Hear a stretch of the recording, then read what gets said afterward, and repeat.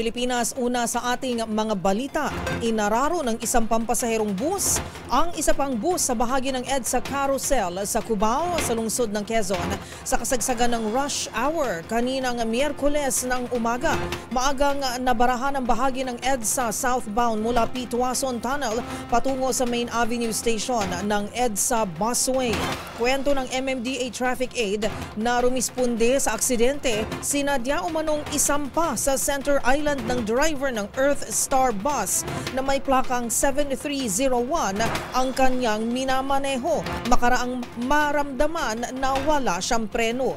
Pero hindi umakyata ang bus sa konkreto at sa halip binangga ang kaharap na isa pang bus maging ang isang puting SUV na may plakang NGR 7509.